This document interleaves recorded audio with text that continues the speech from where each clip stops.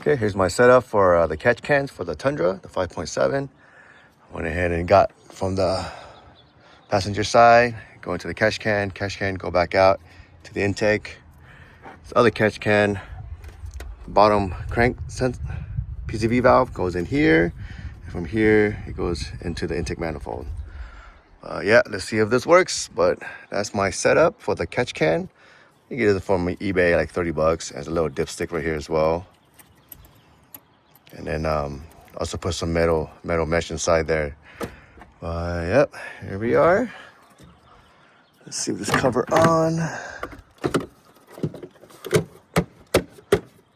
Looks pretty clean.